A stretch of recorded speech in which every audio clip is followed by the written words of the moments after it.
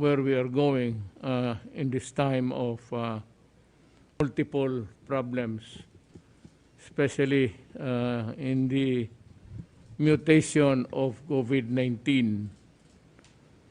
So there's a news. I usually listen to an international news roundup every evening, and I had the opportunity to listen very carefully the discussion of the new variant COVID-19D. So we need your advice, and it could spell the agony or the happiness of the Filipino people. This is something which I cannot decide alone because I am not a medical person, and I would need and welcome every advice that I can get from everybody who has the good grasp of the problem. We begin today with a discussion of, before you have a report, Secretary Doke. Mr. President, I would like to respectfully suggest that since you have opened up the matter of the variant, the Delta variant, the COVID-19 Delta variant, and we have the Technical Advisory Group of Experts, Dr. Edsel Salvania, Dr. Ana Ong Lim, and Dr. Isa Alejandria, joined in also by the head of the Philippine Genome Center, UP National Institutes of Health, Dr. Cynthia Saloma, and also Dr. Eva Cutionco de la Paz. These are all the members concurrently constituting the task force on COVID-19 variants. And now, the most alarming of the variants, as we all have been informed about, is the Delta variant. So, Mr. President, if I may just ask that we recognize Dr. Edsel Salvania to make the presentation on the Delta variant. Dr. Salvania, kindly. Thank you, Mr. President. I would like to acknowledge what you had mentioned, that the Delta variant is really very scary, and this is all the more reason why we really should police our borders po. Kasi it only takes one variant to get in, and then pwedeng mag-India-like surge po tayo kasi mataas po talaga yung number of people na kayang i-infect ng isang taong merong Delta variant. Kung yung dating virus po natin, yung original virus, dalawa lang po yung nai-infect, itong Delta variant up to 8 po. So it's up to 4 times more contagious than the original virus from Wuhan po. So this will really be a big disaster if we do not keep it out of the country po. I am willing to listen, and you can go with your presentation. We are very happy to hear from you. Thank you, Mr. President. Basically, this is a short talk about how we can keep the variants out, including the Delta variant po, and why our quarantine recommendations are going to protect our borders po. But basically, the rationale for our 10+4 strategy, as you are aware, the 10 days in facility quarantine upon arrival, and we test on the 7th day, and then we have 4 more days of home quarantine, is really designed to protect our country against the any COVID that is coming from abroad, because it takes about 14 days for COVID to show itself. Kung matagal na po, kung hindi pa po siya nagpapakita on the 14th day, most likely wala pong talaga COVID yung taong yon. But if they get infected at the time of arrival, then if we keep them in the quarantine in the facility for 10 days, at least hindi po nila hindi nila mahahawahan yung mga kasama nila sa bahay. By the time we release them on the 10th day, they are almost no longer contagious. Now, ang problema po, if they try to test them on arrival, almost certainly, kung nahawa yung person na yon in transit, hindi pa po magte-test positive yon. So arrival testing is not recommended by the technical advisory group, and this is why we test it on the 7th day, para kung nahawa man sila in transit, we have a good chance of picking it up. But more importantly, if we do not release them until the 10th day, even if our test did not work, the chances that that person will be able to spread into the community, even if that is a variant, is very, very low. And then dinagdag pa po natin yung 4 days na additional na home quarantine para yung 14 days po na original, as you had mentioned, will be followed. Maybe I will try to share my presentation kasi yung ano po, kasi hindi na ano. We have the syllabus of your chart. We are following Okay, you. sige. Andito. Okay po, sir. We will provide Okay, you sige with po, the sir. syllabus. Okay. Sige, sir. So, yung 10+4 po, as I had mentioned, yung ano po kasi, on the slide that shows yung RT-PCR result, you can see naman po that day 1 to 3 of exposure, the RT-PCR will not be positive at all po. And then it is only on the 8th day where there is the highest chance of testing positive. But again, it is really the 10th day quarantine that lowers the risk. Kasi po, itong graph po na nakikita nyo, which is from the Centers for Disease Control, yung blue and purple po are what tells you what is the risk of transmitting to somebody if you only do 1 day of quarantine, 2 days of quarantine, 3 days of quarantine, all the way to 10 days of quarantine, assuming somebody is infected in transit. And you can see po, on the 10th day, halos zero na po yung risk na makakahawa ang isang tao. But if you release them on the 3rd or the 5th day, mataas pa po yung risk talaga, more than 20% to 40% the shorter you go. And then po, this is really worth it kasi there is really no risk of exposing the family as opposed to sending them home after doing arrival testing. And we know that arrival testing will miss up to 60% of the cases because the people might not test positive with RT-PCR yet kasi ano po talaga sila, false negative, masyado pa pong maaga. And of course, we need to keep out the Delta variant, which is very dangerous.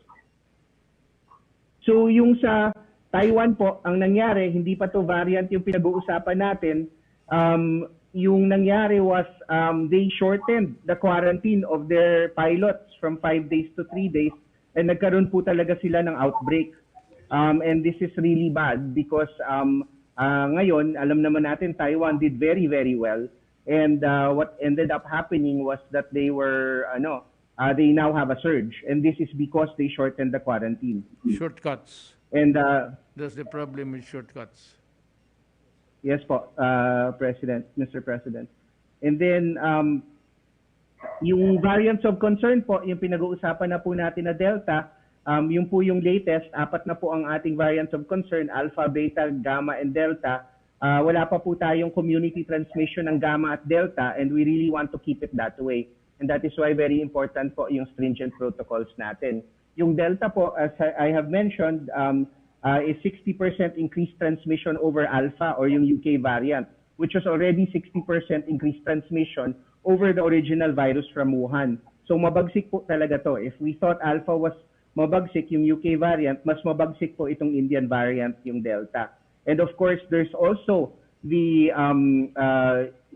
finding that yung mga partially vaccinated, yung 1 dose pa lang, nahahawa pa rin po sila. Kasi mukhang itong Delta really needs 2 doses para maprotektahan po ng maayos. Yung 1 dose po is not very good at protecting against Delta. In the Philippines po, we've already had 17 cases of Delta, pero all incoming travelers po, and the protocols that you have approved have caught all of them po.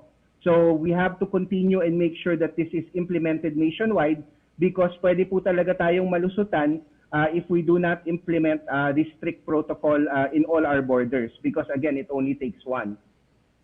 And so we have to be cautious po with our quarantine rules.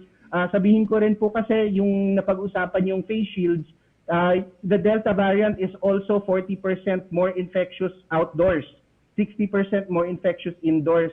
So it would be nice po to have an extra layer of security na even if hindi naman required, the tag will still recommend to continue to use face shields even outdoors, especially with the threat of the Delta variant. And of course, we do consider the hardships of our OFWs who are fully vaccinated na matagal po talaga yung quarantine. But it is something that we have to study very carefully, especially with this new threat of the Delta variant. Thank you very much, Mr. President. Salamat po, Dr. Salvania. Alam mo kasi, when I mentioned about the face shield, I was only shooting the breeze with the congressmen, members of Congress over there. I never said with finality that we will do away with the face shield. Now, I will agree with you, considering that this D variant is very aggressive and it can proliferate in so much short period of time. We may experience a second wave much more serious than the first. Ang problema dyan is I do not think that it will require the same vaccines that we are using now. The scientists, you people, you have to come up with something to fight COVID-19D. Wala pa tayo niyan. Second is we cannot afford it. Yung nangyari sa atin yung first wave, it has depleted really the resources of government. Now, another one would be disastrous for this country. That is why the stricter you are, the better. I'd like to tell you now, total, ikaw ang nauna na nagsalita, we will retain I will apologize to the Filipino people that this thing was being discussed openly, and many thought that we were ready to do away with the face masks. But with the kind of aggressive infection that poses a very grave danger to, it's a small inconvenience actually. I know that it is inconvenient really to be wearing the mask, adjusting it from time to time. But that is only a very small price to pay. Then rather gamble with doing away with it and courting disaster. Kasi ang transmission, it's accepted by all that it will be transmitted to the eyes and to the nose. So I'm left with no recourse but really to adapt your recommendation. But I'd like to tell you that beforehand, while I said reviewing the international news, nung narinig ko ito, I said, baka nagkamali talaga kami discussing about this in public because people thought that it was a done deal. No, it was not. It was just a casual chat. As of now, the face mask is on. Wala tayong magawa. The face shield. Importantly, the mask. Yun na lang ang pangkontra ko kasi it is to the national interest. I said that we must triple our effort because I said we do not know if it would require a new vaccine which has to be invented first. And second, we cannot afford a second wave because it might be far worse than the first, and then you will have a problem of our economy, and I said it would be a disaster for the country. Yes, Sir, Mayor, clarification lang po. Kasi yung naging apila po ng IATF is para sa mandatory wearing of face shields in enclosed indoor spaces of hospitals, schools, workplaces, commercial establishments such as but not limited to food establishment, malls, public markets, public transport, and terminals and places of worship. I'm doing away with that. That was just a suggestion, actually. Oh. It was put into writing, but it never came to my... wala sa table ko. Opo, opo. And I said, long before that, they were reduced in writing, maybe, yung mga narratives nila. I was really bent on restoring the mandatory use of the face shield. Indoors Kasi- and outdoors po. Kasi takot ako. Opo. Indoors So- and outdoors po. Na para malinaw po. Lahat. We go back Lahat to po. the normal before. So, balik talaga lahat. Mr. And President, itong quarantine must be strictly followed. Thank you, Mayor, No, for the no clarification. exception. No exception.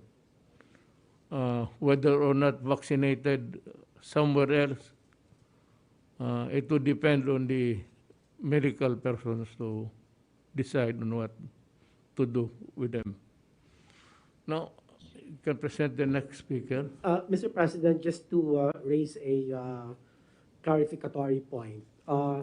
The IATF resolution on the wearing of the face shield will now be enforced as is, sir, yung dati natin na resolution, sir. So that means outdoor and indoor. Yung sa outdoor, yung as enumerated by Sec.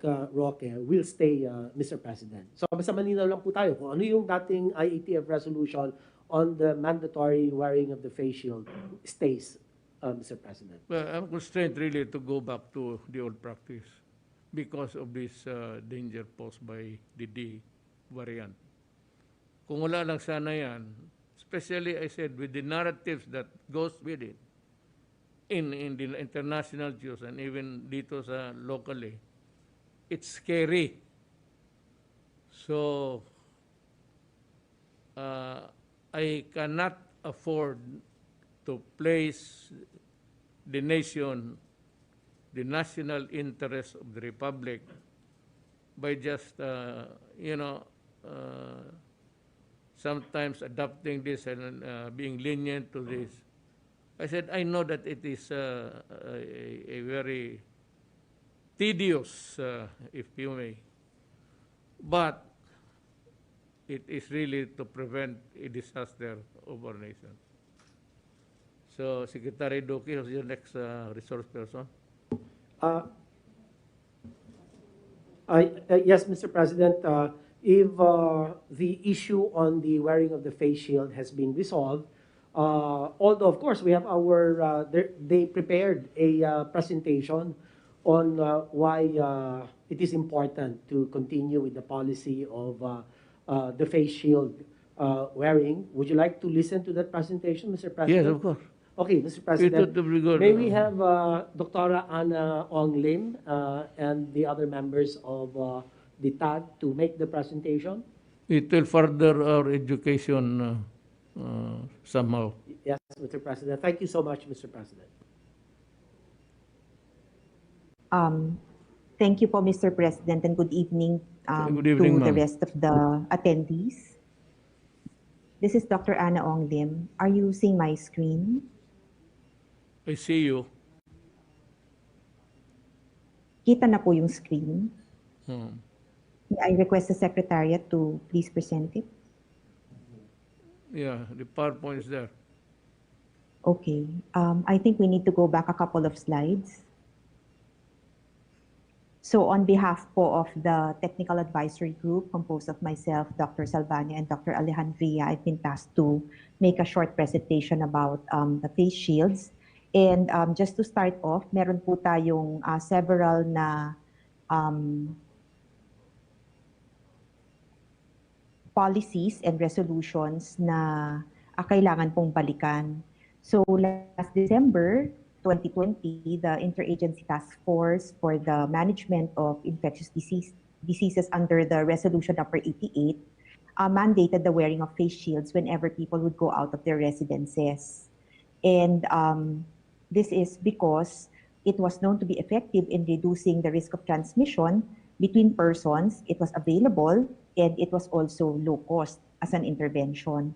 And following these issuances, the Department of Health, the Department of Trade and Industry, as well as DOLE, DOTR, DILG, DPWH, the Philippine Sports Commissions, and the Games and Amusements Board issued a JMC 2021-0001 to provide specific provisions for implementing measures in various settings like communities, workplaces, business establishments, film and audiovisual activities, as well as physical activities and sports and inactive and public transport.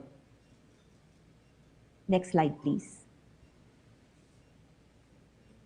So there are actually several findings from studies conducted by different teams. Kasama na po yung grupo ni Drs. Chu et al. And this is published internationally. And they indicated that meron pong evidence that eye protection, such as face shields, actually are able to reduce 78% infection, such as through the ocular route, which occurs either by droplet or aerosol or self-inoculation. Dahil po pag nahahawakan po natin yung mata natin, syempre pwede mo doon pumasok yung mikrobyo. Likewise, they also demonstrated that the use of masks reduced infection by 85%, and physical distancing also reduced infection by 82%. With every additional meter of separation, producing even more protection. And data was able to support this distancing up to 3 meters. So sabi po nung authors, syempre wala pong nag-iisang intervention na pwede pong magbigay ng buong protection. But of course, pag pinagsasama-sama po natin to, nakakatulong. And this is what we advise in our minimum public health standards as necessary for mitigation of transmission of COVID-19. Next, please.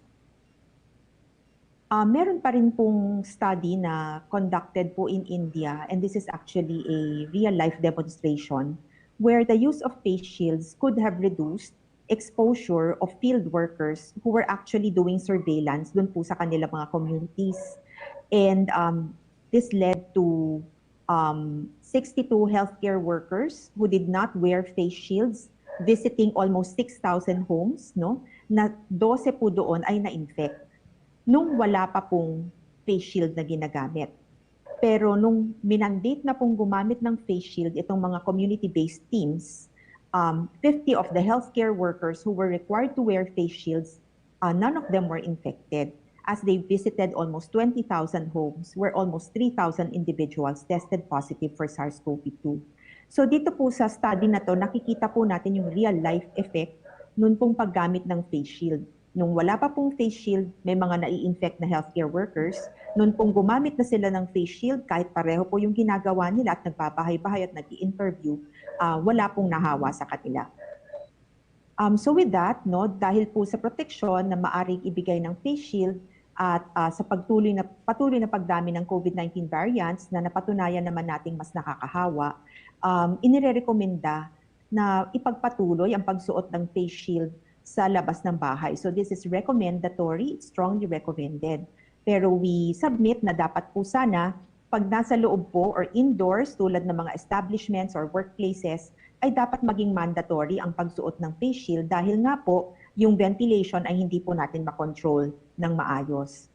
Habang mataas pa po ang bilang ng mga kaso ng COVID sa ating bansa at habang marami pa rin po ang hindi nababakunahan, we strongly recommend na mas maigi po yung magdoble ingat para maiwasan ang tuluyang pagdami ng mga kaso. Maraming salamat po. Thank you, Doctora. Apparently, from up to now, since we started there seems to be really, well, it weighs heavily in favor of just retaining the original protocols, social distancing, the mask and the face shield. And kung gusto mo talaga masigurado, in face of the danger of COVID-5, then we might add another layer, yung eyeglass, plus the face shield. Pa naman siguro kung hindi ka lang reckless talaga, you do not use your hands. Ako pa naman sanay ako dito, yung I play with my, nakita man ninyo minsan ang ano ko nakagano na, I don't know, but it's a bad habit. Kaya tinatalian ko na itong isang kamay ko para hindi ko na talaga mahatak. I accept your recommendation. This is the twice over na. So, I'd like to thank the panel, and I'd like to thank also that you recommended the safest way for the Filipinos. Salamat po. I salute you.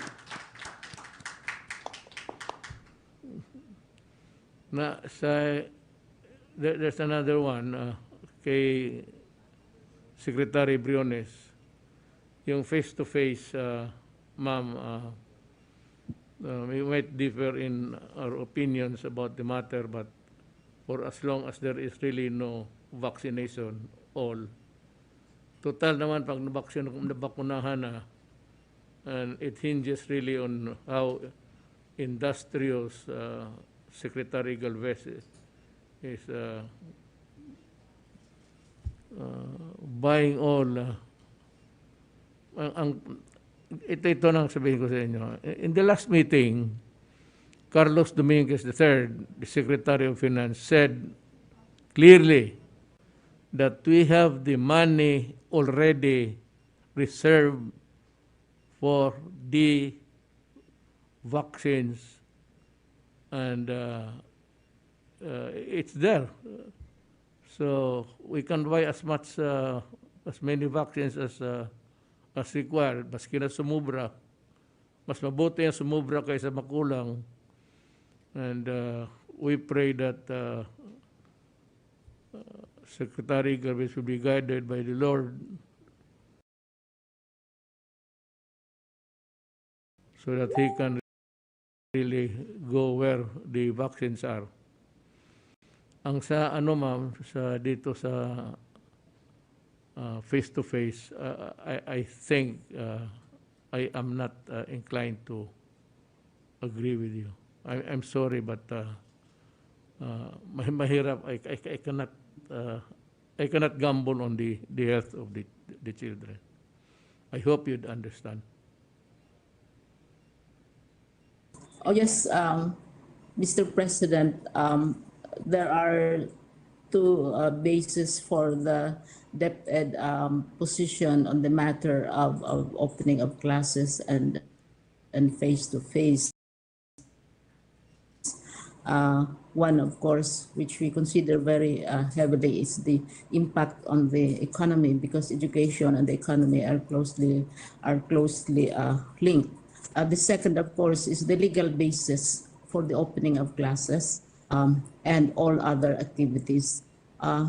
We have a law which was passed last year, Mr. President, wherein it is the President, upon the recommendation of the Secretary of Education, who will decide on the matter of opening of classes and therefore also on other activities. That part we are familiar with. We have all the data. But there is another aspect, and we recognize it, especially after this briefing and the meetings of the IATF, the matter of the health of our children and of our teachers, Mr. President. We're talking about 27 million children and 847,000 teachers. That is where, Mr. President, agreed with you, even as the public strongly excoriated and criticized and cursed the Department of Education. But we said that you are protected by law and you cannot play around with the UK variant. And this time again, always we try to keep ourselves prepared just in case if things get better, if the numbers are flattened, and if there is more hope, then if you say open the schools, we will open the schools. But considering the latest report a few minutes ago and last week, we would not in any way oppose vision of law. And secondly, the matter of health and the dangers that are posed to our 27 million children is not within our line of expertise. We cannot match the professional knowledge of the health people. And this is why we always say that we rely on the Department of Health and the wisdom of the President.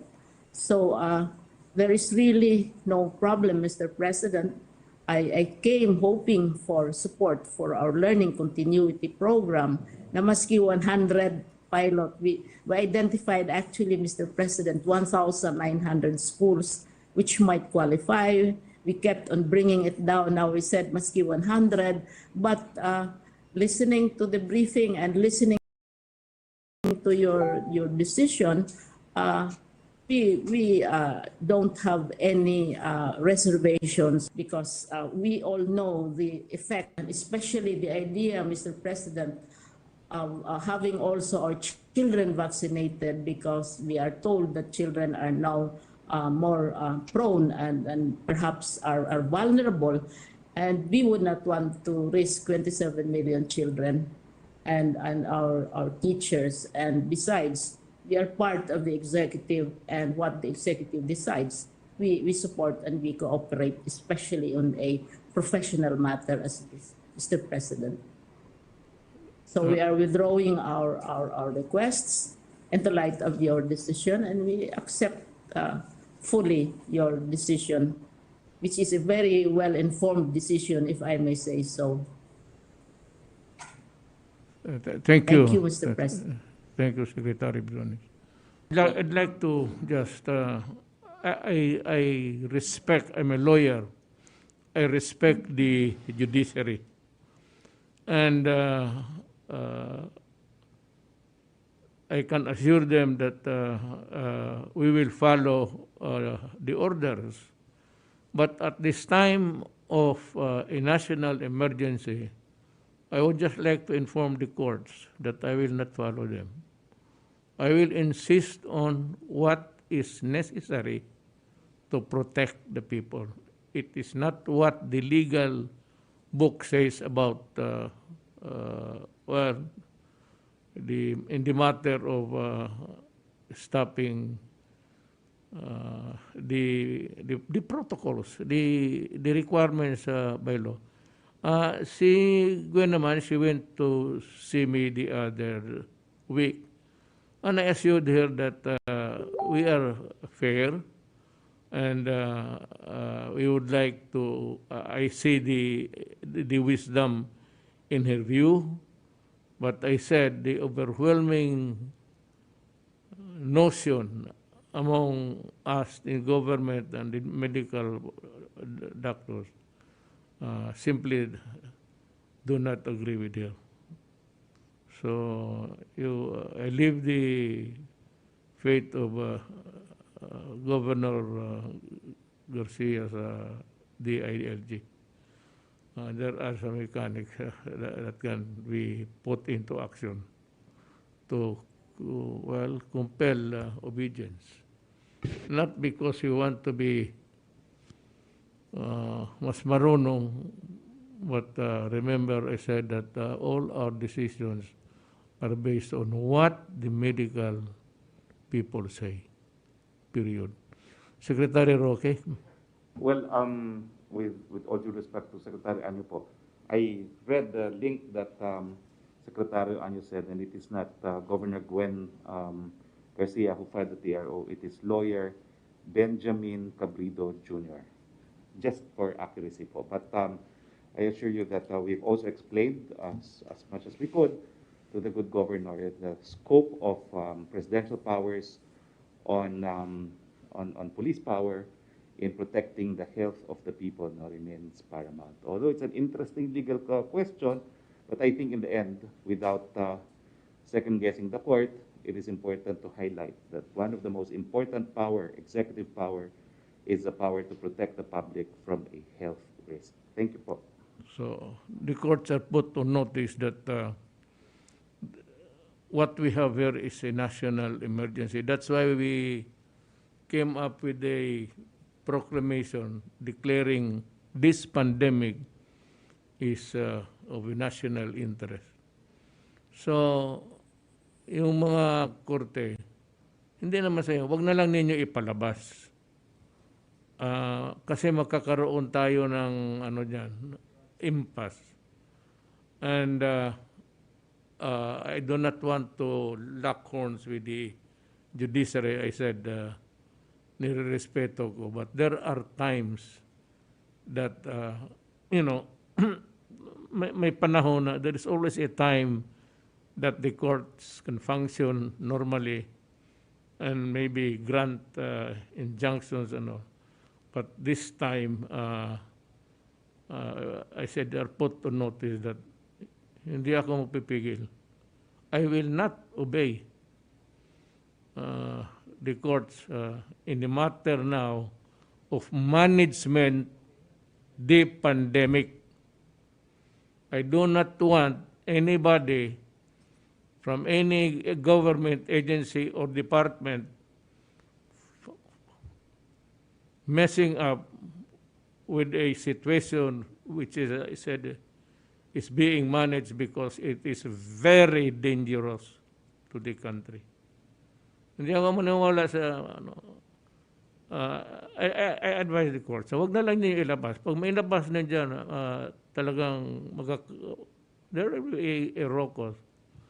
And I'll be forced, I will just say that I am here to protect the people. And for as long as I am guided by reason, that's what is factual, backed up by studies, then I will follow what the medical science would tell me. That is my answer. Thank you very much, Mr. President, for the strong words of reassurance, and I am sure this will assuage the fears of our implementing units in the province of Cebu, because they have really raised the matter before the IATF for the last several days, that they are really fearful of the consequences that they might be hailed to court or filed cases against if they do not follow the provincial ordinance and the executive order that was issued by Governor Gwen. Ganito yan eh. Yes, sir. Thank you. Sinabi niya sa akin that there is an ordinance. An ordinance of a local government unit cannot be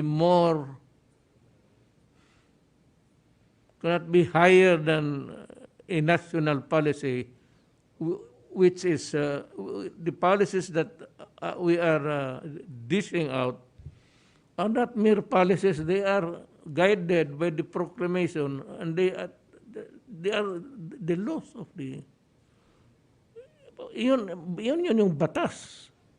Because of the emergency, ganito itong batas natin. This is how we do it. So, not all cases can really be the subject of an injunction or a TRO for that matter. I'm sorry, but hindi lahat na bagay that the courts will interfere. It is not a question of justice and equity. This is a question of survival of the nation. And I will not allow any court, for that matter, I'm putting notice on hindi ako susunod. Now, if you want to, well, I'm sorry, you know the stakes. Kayo. basta ito ang position ko. Well, what was the next? Secretary Duque, you seem to be the moderator. Yes, Mr. President, thank you very much. Now is my turn to present the usual COVID-19 situationer for the country. If you will allow me to make the presentation, Mr. President. Okay, go ahead. Thank you. Magandang gabi po, Mr. President, at sa akin po mga kapwa kalihim, at sa ating pong Senator Christopher Lawrence Bongo, Chair of the Senate Committee on Health and Demography.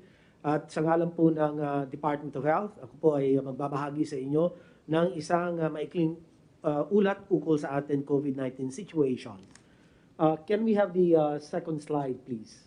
So ito po yung akin sinasabi na bagong kaso natin sa taas. May total of 1,364,239. Today, we have reported 5,249 new cases. At of these, total cases, 55,847 are active cases. And the recoveries number to 1.28 million thereabouts, with again new 7,053 recoveries included in the report, whereas the case fatality rate is at 1.74%. At ito naman po sa atin mga active cases, 96.79% are mostly asymptomatic and mild to moderate, while the rest, 1,790, or equivalent to 3.21%, comprises the severe and the critical COVID cases. Next slide. Nitong nakaraang linggo, Mr. President, bahagyang bumaba sa mahigit na 6,200 ang ating average daily reported cases mula sa mahigit na 6,600 noong June 7 to June 13. At makikita po dito sa slide na ito na patuloy na nagpa-plateau ang paggalaw ng ating mga kaso. Yung black line po, nakikita natin halos diretso na po siya. Next slide. Kung titignan ang mga kaso per island group, patuloy ngunit mabagal na ang pagbaba ng mga kaso sa NCR. Ang representative epidemic curve is the blue line for NCR. And yung plus areas, green line naman. So dito ay naging mabagal po ang pagbaba, pero bumababa ang mahalaga po rito. At para naman sa rest of Luzon, yung pulang linya, nagpapakita ito ngayon ng mga senyales ng pagbaba mula sa pagplato nitong mga nakaraang linggo. Habang kasalukuyang nagpapakita ang Visayas, ito naman po yung aqua blue ng mga senyales ng pagplato mula sa mabilis na pagtaas noong Mayo hanggang Hunyo. At huli, tumataas ang mga kaso sa Mindanao. Yung pong orange line sa baba, nakita po natin ay tumaas na po siya. Ganun din, susunod na tumataas ang Visayas. So, ito po ay atin pong binibigyan paalala ang atin pong mga local chief executives sa mga naturang lugar na kanila pong dapat i-intensify o paigtingin ang kanila pong PDITR strategy and also improving their vaccination coverage, supply permitting. Next slide. Kung titignan naman ang average daily attack rate at 2-week growth rate ng iba't ibang rehiyon, makikita na mga rehiyon sa Mindanao ang karamihan sa atin mga high-risk groups kung saan nadagdag dito ang regions 11 and 12 nito pong nakaraang linggo. At patuloy na tumataas ang average daily attack rate ng Caraga. Yan po ang regions 11 and 12. Ngunit bumaba naman ang kanilang TWGR at nangangahulugan ito na patuloy ngunit bumabagal ang pagtaas ng kaso sa mga naturang rehiyon. Pero special attention to Region 6 kasi dito patuloy na tumataas ang kanilang panukatan na ADAR and TWGR ng Region 6. Makita natin from May 23 to June 5 ang Region 6 6.28 ang kanyang average new cases per day, tumaas po sa 8.83 per 100,000 population. At ganoon din po ang kanyang 2-week growth rate from May 23 to June 5, from 36%, tumaas po ng 41%. So dito po ay binabantayan din natin ang Region 6 at ang mga lalawigan at syudad na bumubuo dito. Sa kabilang banda naman, ang nananatiling bumababa ang ADAR at stable ang TWGR ng National Capital Region, habang malaki ang naging improvement naman ng Region 2 na high risk nung nakaraan linggo. So may improvement, makikita po natin sa baba, ang Region 2 ay from 14% ang kanyang 2-week growth rate, bumagsak po ito sa negative 21%, which is a very good indication of the effectiveness of their interventions. At ganoon din po, ang kanilang ADAR bumaba from 10.95 cases per day per 100,000 population, naging 8.61. Although as a high risk pa rin po ang kanyang classification. So, ayon po sa atin mga regional epidemiology and surveillance units, ang kadalasang dahilan ng pagtaas ng mga kaso ay ang pagsagawa ng mga malaking pagtitipon na maaaring maging super spreader events, no? So we would like to remind that we do everything to make sure that there will be very, very minimal to zero super spreader events, no, in the various cities, municipalities, and provinces. Dahilan din daw ang kakulangan sa ibang lugar ng TTMFs kung kaya't ang mga close contact ay naka-home quarantine. Pati na ang pagluluwag sa border control protocols ay isa rin sa mga dahilan kung bakit nagkakaroon po ng pagsipa ng mga kaso. Ang iba pang nakikitang dahilan, ang diskriminasyon o manong nakukuha ng mga COVID-19 positive cases, kaya naman kanila pong dinidelay ang pagkonsulta sa mga doktor. Kami po ay patuloy na nagpapaalala na kapag tingin natin ay na-expose po tayo sa isang positibo na kaso o di kaya ay nakaranas ng sintomas na tulad ng COVID-19, agad na po tayo magpakonsulta. Or mag-isolate na po tayo kaagad. Huwag na po natin antayin na tayo ay makapanghawa pa at maging mapagpatuloy ang kadena ng hawaan. Hindi po tama ito. Next slide. Improvements naman po in the national healthcare utilization rate. Dito po nananatiling mas mababa ang ating national healthcare utilization rate kumpara noong tayo ay nagpatupad ng ECQ and MECQ noong Abril. Ngunit bahagya pa rin itong mas mataas kumpara sa atin lagay noong Marso bago ang surge. At dahil ito ay sa naranasan high risk H-score at ICU utilization rate sa iba't ibang rehiyon, lalo na po sa Mindanao at Visayas. Pero dito makikita po natin, Mr. President, overall H-score, bumagsak po tayo by 7 points from 54 down to 47%. Samantalang ang mga iba pang panukatan, ang isolation beds, COVID ward beds, ICU beds, and mechanical ventilators, lahat po ay nagrehistro ng bawas from negative 5 percentage points all the way to negative 12 percentage points for mechanical ventilators. Next slide, please. Ang H-score naman, ang healthcare utilization rate sa Region 6, ito naman po ang litrato.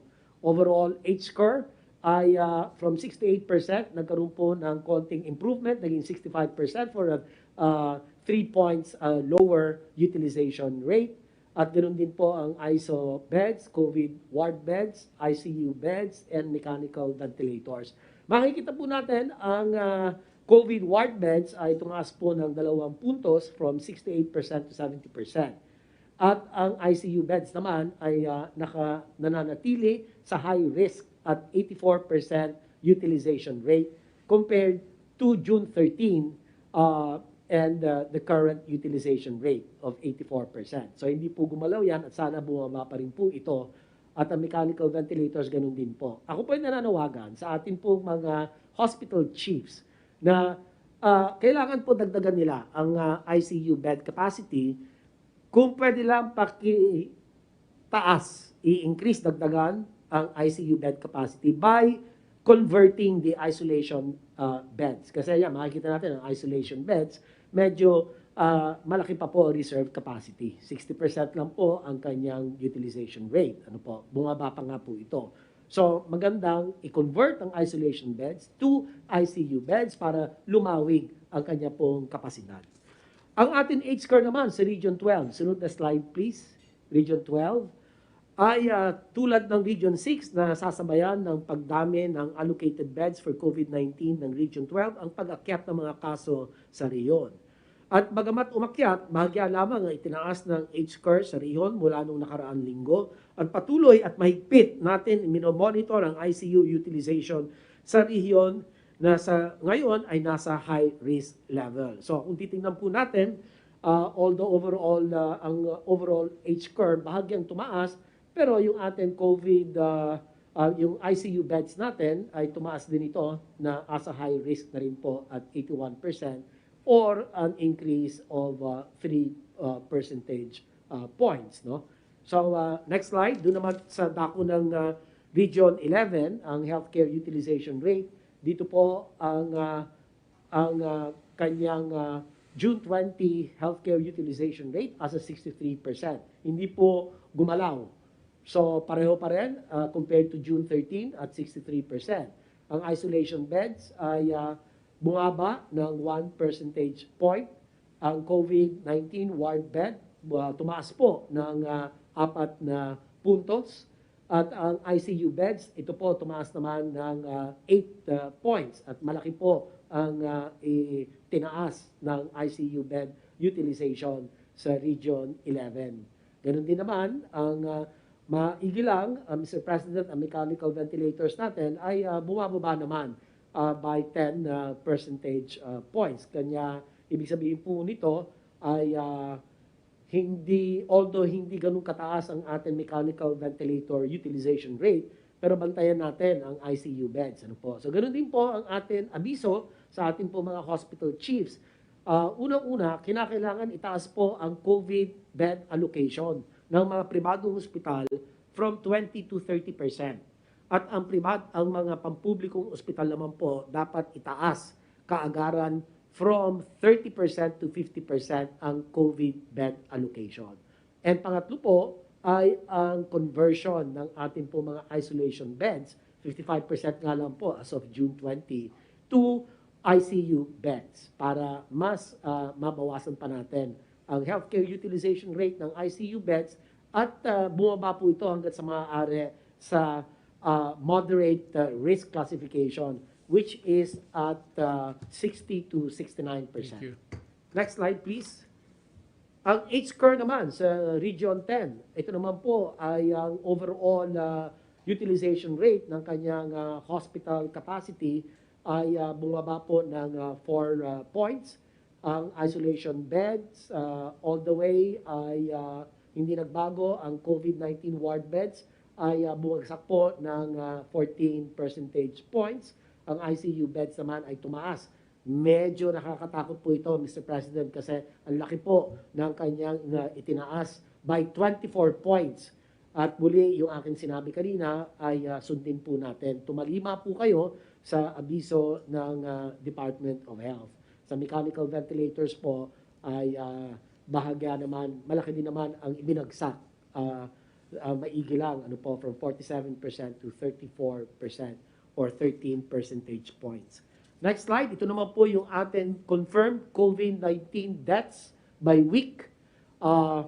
Ang total deaths po natin as of today is 23,621. Patuloy naman ang mabagal, ngunit bumababa ng ating mga naitatalang mga pumanaw at sa kasalukuyan nasa 56 deaths per day po tayo ngayong Hunyo at nakapagtala na tayo ng 1,150 deaths sa loob ng 20 araw ng buwan na ito. So makikita po natin doon sa table na yan ay nasa 56 daily average po tayo, 56. At sana ito ay hindi na po tataas. Noong May, napakataas po ng ating daily reported deaths, at 106 per day. And in fact, noong April, kasagsagan natin, umabot tayo ng 121 deaths per day. Ano po? At so ngayon ay nakikita natin maliwanag at bumababa. Sa kabuuan po, una, patuloy na nagpaplato ang ating mga kaso habang ang Mindanao ang ating kasalukuyan highest contributor sa ating mga naitatalang kaso kada araw. Kalawa, patuloy naman bumababa ang ating naitatalang deaths. Gayunpaman, mas mataas pa rin ang naitala natin deaths ngayong buwan kumpara noong Enero. At ikatlo naman, habang maganda na nasasabayan ng ating pag-allocate ng COVID-19 dedicated beds ang pagtaas ng mga kaso sa Visayas at Mindanao, kinakailangan maging maaga pa ang ibang rehiyon, lalo na ang mga rehiyon na nagkaroon ng malaking pagtaas sa ICU utilization rate. At paghuli na po, kinakailangan natin maging listo at alerto sa pag-aksyon sa dumadaming mga nagkakasakit at na-admit sa mga ospital habang pinanatili natin ang ating mga nasimulan kung gusto natin masugpo ang nararanasang surge sa Visayas at Mindanao. Pinaalalahanan namin ang mga riyon na i-monitor hindi lamang ang naitatalang kaso kada araw, ngunit pati na rin po ang long-term trends na makatutulong sa higit na pagsisiyasat upang maihatid ang pinakaangkop na response strategies. So ito na lang po, Mr. President, ang pinakahuling bahagi ng aking ulat at handa po akong sumagot sa inyo po mga katanungan. Maraming salamat po, muli. Thank you, Secretary Doke. May tanong lang ako sa iyo. How many local governments have received the vaccines? Dito, ilang siyudad o probinsya na nabigyan ng mga bakuna? Meron po tayong allocation plan, Mr. President, for every region and for every province, cities, and municipalities. But because of the surge in the cases, nag-decision po ang ating pong IATF at sa pamunuan po ni Secretary Galvez na dagdagan ang mga surge areas, Mr. President. So, meron pong report malamang ang ating pong vaccine czar, si Secretary Galvez, patungkol po sa allocation. Sige, kasi I'm just wondering, there are in Mindanao, sabi mo, it has surpassed the number of cases doon sa Luzon. Sa dito sa Mindanao, ilan na ang nabigyan ng bakuna? The detailed information, Mr. President, is with Secretary Galvez. So I hope that it would move faster. Kasi ang ano kasi dito is, well, as long as we have the supply in steady manner, there's no reason why we should also dilly-dally in the distribution of the vaccines in the provinces. Before I give you the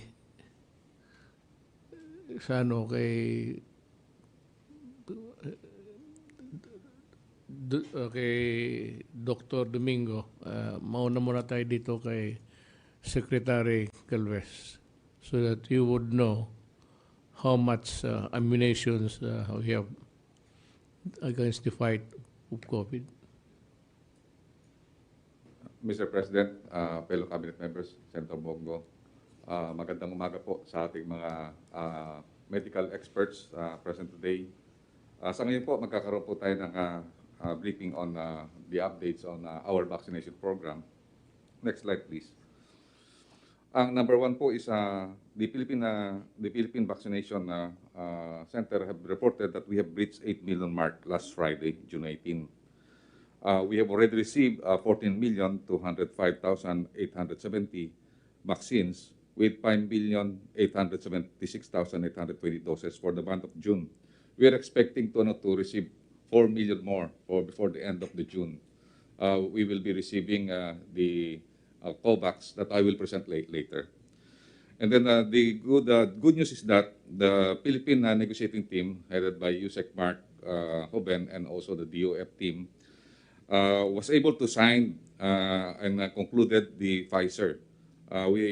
Secretary Duque and I signed the supply agreement last Saturday, which consists of 40 million doses. This is the biggest deal, Mr. President, and we are really thanking Pfizer for really fulfilling their commitment. That even though the negotiation was long, the delivery is the same time of delivery. And the volume from originally we are negotiating only 15, they increased it to 40. And Mr. President, we will be surprised later on if we will be given the price will be at the public domain. Makita po natin na napakaganda po ng binigay po ng Pfizer sa atin. One of the best deal that we ever had. And we really thank si Ambassador Babes Romualdez, ang ating American Embassy, and also the American government for really providing us this big volume and also on time. Ito po, maganda po ito dahil kasi baka magamit po natin sa children kasi majority of this volume will be given during the third and fourth quarter. Lalo na po sa fourth quarter pagka nag-open up na po tayo ng vaccination po natin. At nakita po natin ng Pfizer na sa ating EUA, pwede na po ang 12 and above.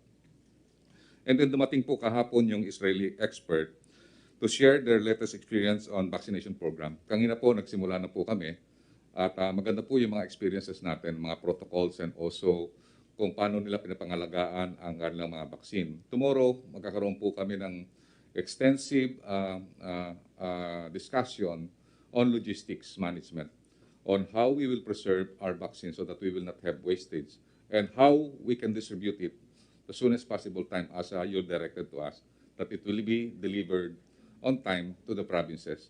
Kasi po talaga yung ibang mga vaccine natin, nahihirapan po tayong i-dispose doon po sa rural areas dahil kasi po very sensitive. And with their experience on handling cold storage, yung isa pong specialist po doon, siya po yung parang kasama po sa mga cold storage facility na binigyan po ng authority ng Israel. And then also, nakakatuwa po yung the LGUs are scaling up their daily capacities. Siguro po si Senator Bongo talagang miyak-miyak po, maraming po tumatawag kasi nauubusan na po sila ng vaccine kasi tumataas po ang mga capacity ng ating mga LGUs, particularly po sa mga rural areas at saka sa mga highly urbanized city. Even ng Cagayan de Oro, talagang tumatawag din po dahil kasi mabilis po ang consumption nila from 5,000 to 8,000. Yung Ormoc, ganun din po. Yung Negros, yung Iloilo, tumatawag po dahil kasi kayang-kaya nila po nila yung 5,000 to 8,000 a day. At nakakatuwa nga po dahil kasi yung ibang mga LGU talaga, they're increasing their capacity and they are mobilizing all the different stakeholders. Mamaya po pakita po natin na talagang yung ibang mga sektor ay kanilang minamobilize at in-integrate so that they have an increased capacity in the vaccination. And then kaninang umaga po, diniscuss po din namin ng T3, meron po tayong tinatawag na Boston Consulting Group na nagbibigay po ng mga information globally kung ano po nangyayari worldwide. Kasama po yung pag-increase ng kanilang vigilance on the Delta variant, which we will provide some slide. And then yun po ang ginagawa rin po namin dahil kasi ang business sector at saka yung LGU ay pinagbabantay na po natin din sa Delta variant dahil nakita po natin na napakataas ng kanyang transmissibility at saka meron talagang yung severity, meron pong talagang medyo dangerous po siya. So yun po ang ginagawa po natin para at least yung lahat ng stakeholder, there will be a continued vigilance. And then yung tinatawag natin yung stringent control and also yung tinatawag na preparation sa ating pandemic response on a large scale so that we can have yung yung tinatawag natin yung kung ma-anticipate po natin na alam po natin na yung kung ano nangyayari sa India and we have to anticipate everything in large scale, yung lahat ng pandemic response po natin. And then pinakita rin po doon sa presentation na in some extent pagka naka-double dose na po tayo, fully vaccinated, ay kaya pong ano po yung variant. Ibig sabihin, meron po tayong protection even sa mga variant po. Mamaya po iyan po natin. And then yung nga po sinasabi ng ating mga expert na kailangan po natin talagang walang compromise sa strong border control. Sinabi nga po doon ng presentation ni Father Nick Austriaco at saka ng ating Boston Consulting Group na yung ginagawa po ng Cebu ay very, very dangerous as compared sa stringent policy na ginagawa po abroad. Even I believe yung Israel na fully vaccinated na, talagang 14 days ang quarantine po nila sa mga travel border control po nila. So ganun po karamihan ang policy ng mga ibang mga countries na hindi bumababa ng 14 days. Yung iba pa nga po, 21 days po. Next slide. So ito po yung ating magandang mga numero na sa ngayon po, tumaas, sinabi nga po ni Secretary Duque, na tumaas po yung ating tinatawag na working average, yung weekly average po natin. Dati po, nung last week, ni-report ko po sa inyo, 900,000 lang po ang ating na kumpleto sa weekly po natin, dito po sa right-hand side. Sa ngayon po, nakapagtala po tayo ng from June 15 to June 20 ng 1.4 million jobs per week. And then June 15, na-breach po natin yung ating record na nakapagtala po tayo ng 322,929 jobs. Ang kagandahan po dito, Mr. President, malapit na po natin matapos yung healthcare worker ng first job. Nakaka-96% na po tayo. Yung ating pong talaan sa ating master list ay 1.6 million. Ang ating pong nagkaroon po ng first job is already 1.5 million. So konti na lang po, bali 4% na lang po ang kailangan po natin. At saka ang kagandahan din po doon, 1,067,630 na po ang fully vaccinated na ating healthcare workers. At tumataas din po ang numero ng mga senior citizens natin at saka yung ating may comorbidities na naka-reach na po tayo ng 2 million each. So sa ating A2, meron na po tayong 2,01,758 at sa A3, meron na po tayong 2,088,000 na vaccinated or more or less 41%. Nagsimula na rin po tayo sa A4 at yung iba po nagsisimula na po sa mga tinatawag nating mga indigent population, yung mga poor communities. So meron na po tayong nasimulan na 67,185. Ito po talaga yung nasa slum areas. Talagang kinukuha po natin talaga sila para at least magkaroon po ng tinatawag nating vaccination. Kasi sila po ang marami sa hesitant na talagang magpa-vaccinate. At sila po ang pinaka-vulnerable. Kaya po yung guidance nyo po na bakunahan natin ng mga mahihirap, ang ginagamit po natin pang bakuna po, mga Pfizer at saka yung po talaga. So doon po natin dinideploy ang ating mga bakuna na galing sa COVAX.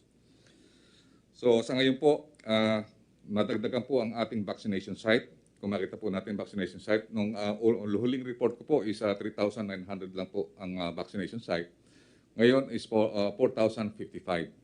So tumataas po ang ating mga vaccination site at ang target po natin, Mr. President, is vaccination site. Hindi pa po tumutulong dito ang mga mass vaccination site ng ating private sector. Pagka once na dumating na po ang kanilang mga delivery na more or less 1.17 at saka yung dumating po ang Moderna next month ay talagang tataas po. Ang Soler, kaya niya po ang 12,000 kada araw. Yung ibang mga vaccination site, pumapatak po ng mga 3,000 a day. So yun po ang i-establish po ng mga private sector at yung mga malls, yung mga hotels at saka yung mga parking lots ay gagamitin po na mass vaccination site. Next slide please. So sa ngayon po, pangalawa pa rin tayo sa ASEAN, 13 pa rin po sa all Asian countries at 31st pa rin po sa more or less 200 countries globally. Next slide please. So ito po ang mga darating pa pong bakuna po sa atin. Nagpapasalamat po tayo sa China dahil kasi ang China po ang very faithful po ang kanilang delivery. So this coming June, meron po tayong 1.5 million at ang inyong pong directive is majority po nito i-deploy po natin sa mga nag-research at saka yung mga provinces na hindi pa po nakakakuha ng kanilang mga vaccine. So yun po ang ating commitment na talagang sana po konting pasensya lang po sa ating mga probinsya dahil kasi pagka pinaghati-hati po ang natin lahat ng mga probinsya, talagang ang majority po magkakaroon lang po ng 15,000 to 20,000 po ang pinakamalaki. Na-compute na po namin yun, Mr. President, na if we have 81 or 81 provinces kasama po ang NCR, talagang ang pinakamalaki pong makukuha ng isang probinsya is only 15 to 20,000. Yun lang po talaga.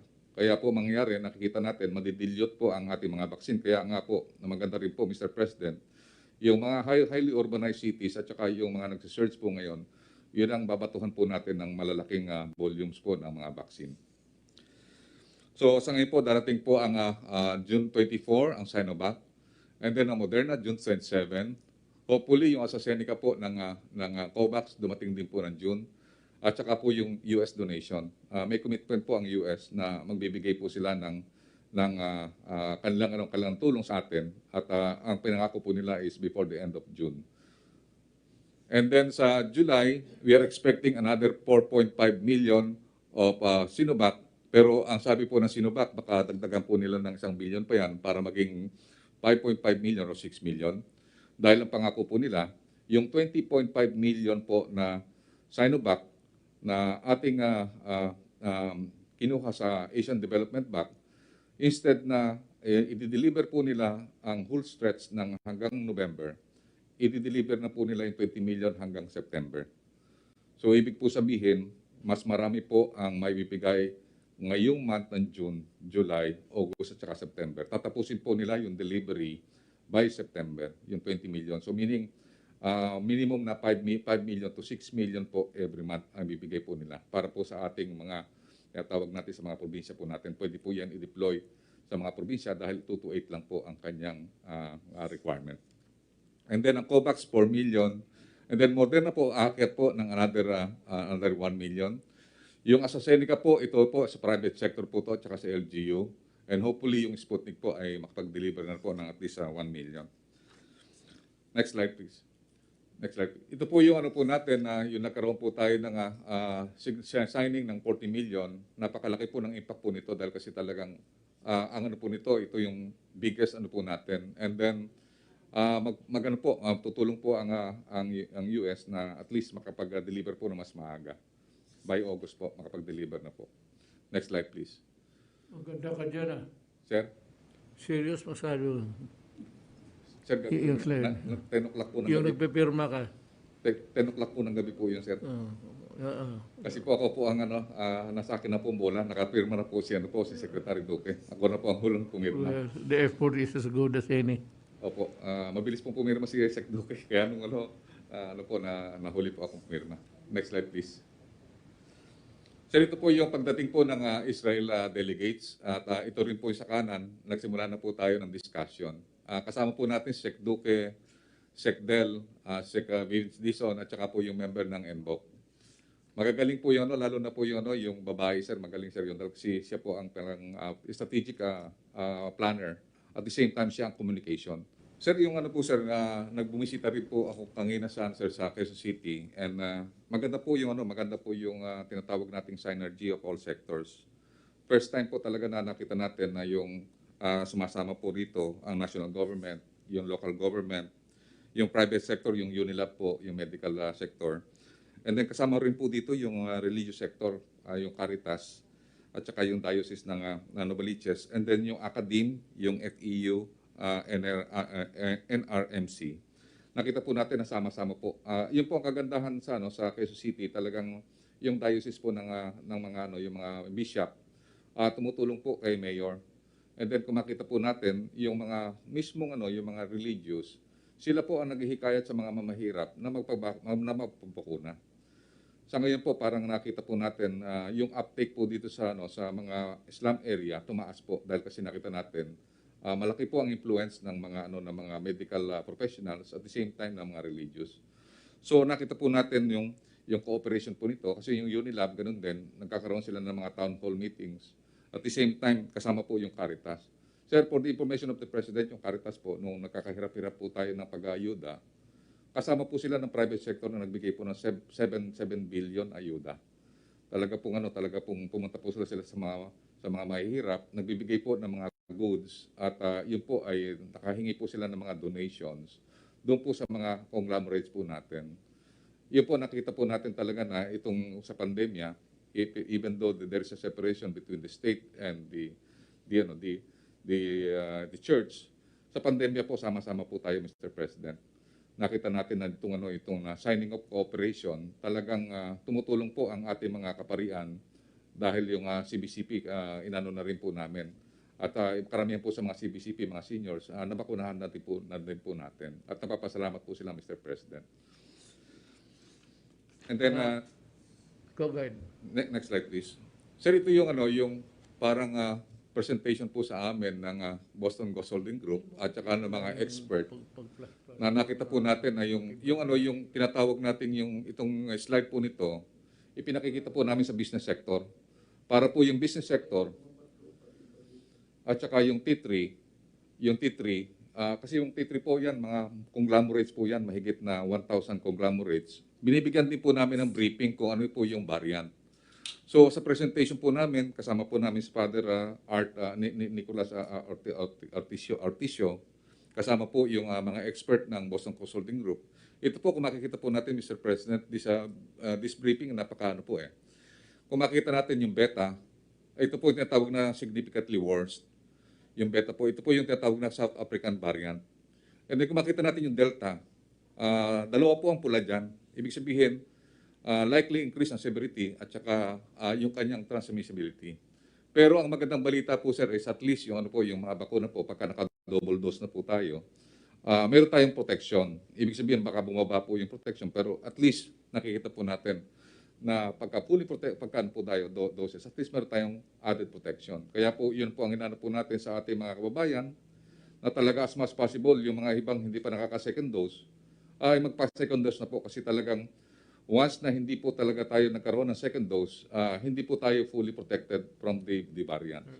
So yun po ang inano ko lang po, mahal na President, na yung ating mga LGUs, kailangan magano po tayo talaga na hikayatin po natin ang ating mga kababayan na talagang kunin yung second dose. Kasi pagka first dose, wala po tayong talagang full protection po doon. Yun lang po, mahal na Presidente, at maraming po salamat. Thank you, Secretary Galvez. We are through with Del. You have something to report? Mr. President, I have nothing significant to report tonight, sir. Okay. So tapos na tayo. Let's go to...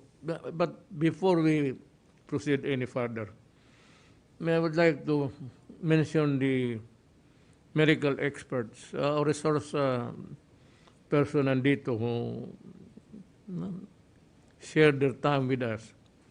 Si Dr. Edsel Maurice Salvania, Dr. Cynthia Palmes Saloma, Dr. Eva Maria Coutinho de la Paz, Dr. Ana Ong, and Dr. Marisol Alejandria. Salamat sa panahon ninyo. I know that it's a little bit to be sacrificed to be here and to listen and to talk. Ang sunod kong gusto tawagin kasi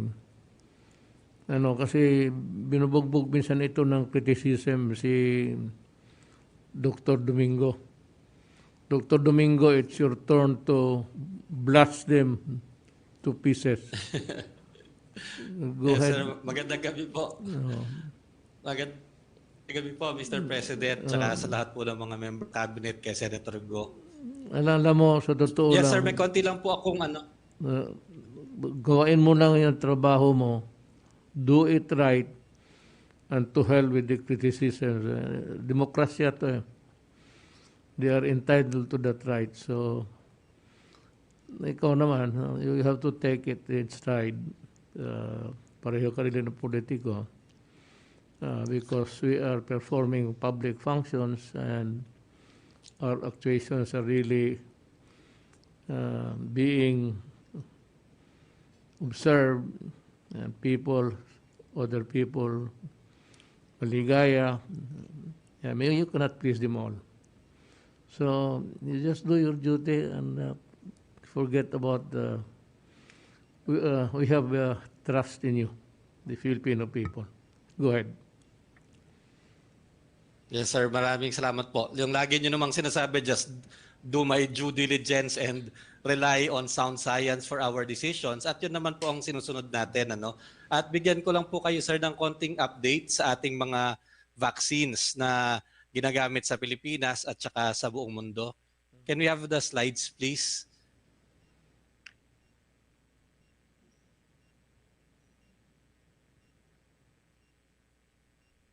Wala. Let me Ayan ask po, you. ano. So sa ngayon po, Mr. President, yes, sir. Let me ask you. Itong trials ba na ito, the vaccines made by several countries? How Yes, many sir. countries Iba-iba pong country. Sa atin po, merong 4. participating in this? Yes, sir. Okay, you have approved 18. Sir, these are all over the world. There are now 18. May Okay. nadagdag po kasi this week na isang vaccine from Iran, and then before that there was one vaccine from Japan. Pero sa Pilipinas po, we have approved 8 vaccines po for emergency use authorization, and we have ongoing 3 clinical trials at may madadagdag po na isang clinical trial ng isang bago pong bakuna, at meron pa po tayong pending yung WHO Solidarity Trial for vaccines, and our vaccine expert panel, meron pa pong tinitingnan ngayon na 2 pa pong possible vaccine clinical trial. So maaari pong umabot ng mga 6 or 7 yung clinical trials po ng vaccines dito sa atin, sir. Let me ask you, for purposes of just satisfying the issues surrounding itong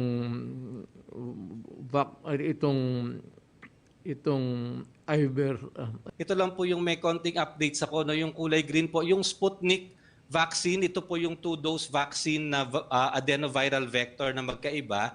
They've already written us to say that they might be amending the emergency use authorization para habaan po yung time interval between the 2 doses. Parang very similar po ito do sa adenoviral virus vaccine natin na AstraZeneca, no, which we now give to 12 weeks. So hinihintay lang po natin yung scientific data to support the claim na mas maganda pag pinapahabaan po yung time interval. And they're also thinking of registering the vaccine as a single dose vaccine similar to the J&J, no, to the Janssen vaccine na single dose lang po ang binibigay. It is also an adenoviral vector vaccine. And we're waiting for the data to support this kung pong acceptable siya. Yung next slide naman po, may isa pa pong bakuna sa atin na may EUA, yung Bharat Biotech. This is an Indian vaccine which I think many of the LGUs are interested, no, in procuring through the tripartite agreement. Noon pong April, nabigyan na po natin ito ng conditional EUA. And now they have completed all of the requirements, including po yung certification nila ng good manufacturing practice. So there's no hindrance to them importing the vaccine into the Philippines, except of course that they have to go through, of course, the vaccine czar and the Department of Health. Kasi po under EUA po ito, hindi pa pwedeng i-market directly, no, sa mga consumers, kundi it always has to go through our vaccination program. And yun pong nasa pinakababaing sa Novavax, another promising vaccine, nagpadala na po sila ng preliminary data nila, and we're waiting na lang po for some for them to complete their requirements so that we can continue the evaluation. At konti lang, sir, information po on the variants, no, next slide.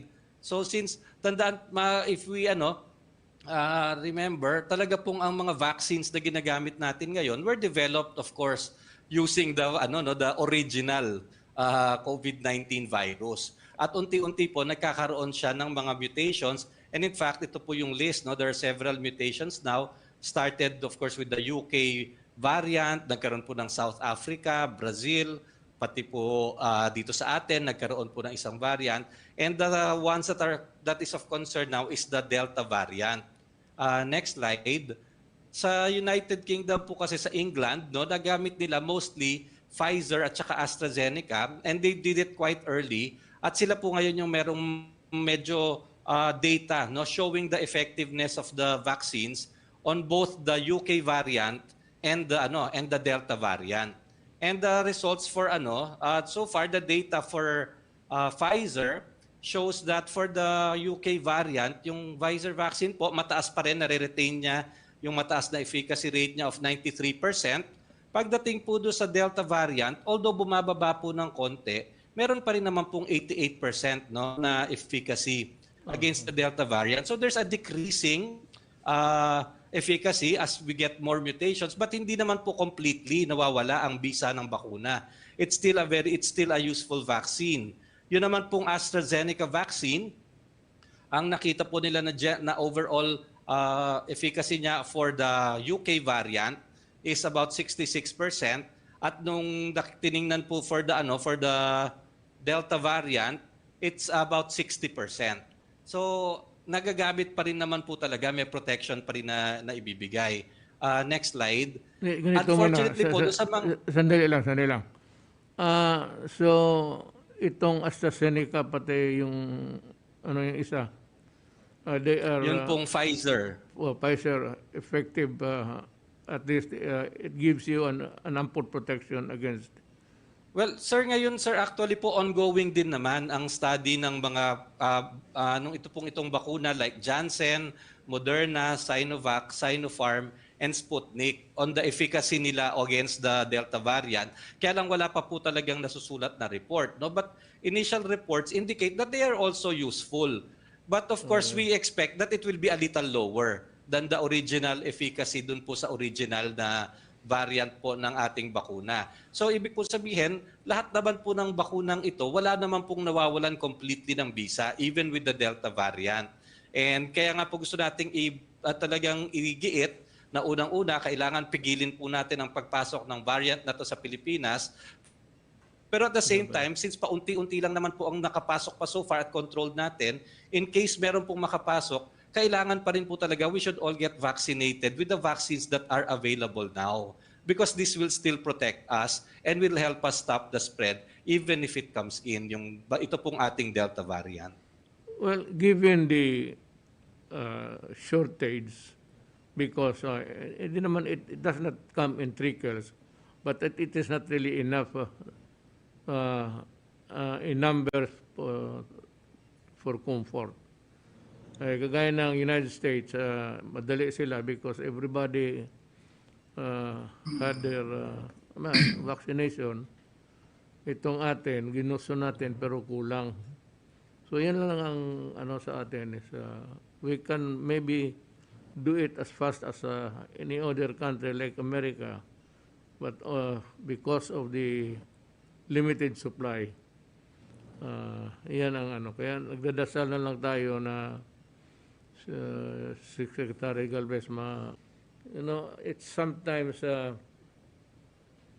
ang tawag nito, it's not desperation, but it's exasperating for us like kayo, si Charles.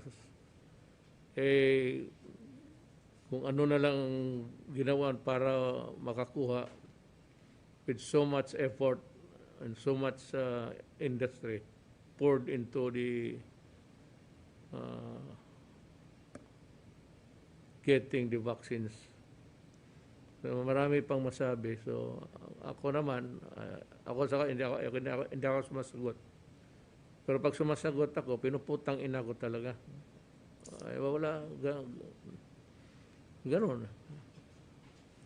So dito tayo sa panel, is there among the medical experts that I have mentioned, is there somebody who would want to give his or her opinion? Mr. President, Dr. Salvania pa. Wala na kayong sabihin. We will go to now to just a short Congressman Nograles, maybe a short message or report, the one that you have been giving us on a regular basis. Yes, Mr. President. Magandang gabi po. kay Senator Bongo at sa mga kasama natin sa gabinete. Mr. President, I'd like to report na under the leadership of your National Nutrition Council, the Philippines has become the first country in Southeast Asia and the Pacific to launch the Scaling Up Nutrition Movement 3.0 strategy.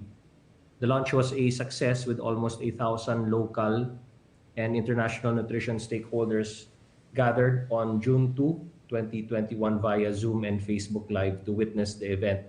So this Scaling Up Nutrition 3.0 movement is committed to fundamental and non-negotiable aspects of effective nutrition action, including equity and the principle of leaving no one behind.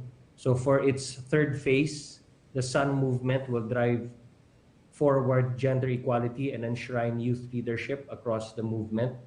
It will strengthen partnerships to achieve greater impact on nutrition through food systems, health systems, social preparation systems, actions by the private sector, and humanitarian and development actors, and through education and the water, sanitation, and hygiene or WASH and climate change adaptation. Together with that, your Nutrition Research Technical Working Group convened to discuss the plans for the development of a strategic plan for the Philippine Plan of Action for Nutrition Research Agenda. So this research agenda is actually a companion plan of our Philippine Plan of Action for Nutrition 2018 to 2022, which aims to provide evidence for the formulation of policies, selection and design of nutrition interventions, and the improvement of our nutrition program management towards the achievement of the Philippine Plan of Action for Nutrition goals and objectives. So we have nine priority transdisciplinary nutrition thematic areas that aim to guide the generation of research on nutrition in the country. On our part sa Task Force on Zero Hunger, tuloy-tuloy pa po yung aming mga webinar series. We've conducted 12 webinars so far, together with development partners, LGUs, academe, private sector, religious, civil society, non-government organizations, farmers groups, food technology adopters, cooperatives, and micro, small, and medium enterprises. Ginagawa natin, Mr. President, yung webinar series para to get more food technology adopters for our Department of Science and Technology Food Nutrition Research Institute, nutritious food products. We also did a webinar series to finalize yung national food policy po natin. And also yung pakikipag-usap sa mga local government units para sa ating Philippine Multi-Sectoral Nutrition Project. At yung pinaka-latest, yung pag-link up natin ng mga farmers groups, farmers cooperatives, and micro, small, and medium enterprises sa pag-access ng Deliver-E online platform para yung bentahan ng mga ani mula sa mga farmers papunta sa mga buyers ay pwede nang gawin na online, Mr. President. And finally, tinutulungan din po tayo ng DBM at ng DILG para sa kasama ng kanilang Dagyaw, which is actually part of their stakeholders meetings and advocacy campaigns. Itong Dagyaw Usapang Food Security at Nutrition, which was a virtual town hall meeting para mapag-usapan sa problema ng kagutuman at nutrition, on different issues pertaining to nutrition and how a food secure nation can be the key to attain nutritional requirements for the country. Yan lang po muna, Mr. President. Thank you. Thank you, Secretary Rurales. Now, maybe as wala na ba iba? Yes, Secretary Anyo. Please put on my slide.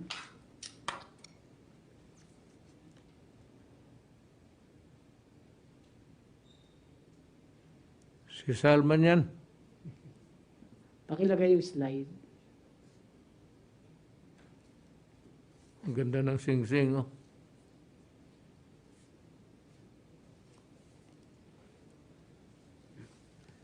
Magandang gabi po, Mr. President, fellow public servants, workers in the government, Senator Bongo. Nais ko lang ibalita ang pagbaba ng bilang ng mga violations on mass gathering at mga hindi pagsusuot ng face mask mula 14 hanggang 20 araw ng Hunyo, habang tumaas naman ang naitalang bilang ng mga nahuling hindi sumusunod sa physical distancing. Sa kabuuan, 2,250 ang ating kinasuhan, magkasama sa not wearing face mask at no physical distancing. Next slide. Patungkol naman po sa mga nai-report na possible super spreader events mula noong buwan ng Mayo, minomonitor natin ang progreso ng investigasyon at mga kasong isinampa laban sa mga tao o opisyal ng barangay na sangkot sa mga super spreader events na ito. Mapapansin din natin na walang bagong kaso ng super spreader event ngayong linggo. Maituturing na magandang senyalis ito na marami ang tumatalima sa mga pahayag at utos ng ating Pangulo na paigtingin ang pagpapanatili ng kaayusan at bantayan ang pagsunod sa lahat ng health and safety protocols na pinapatupad ng pamahalang lokal at nasyonal. Pero atin pa rin pong titingnan yung mga reports ng mga nagbabiolate ng physical distancing, lalo na ang nagsasagawa ng mass gathering.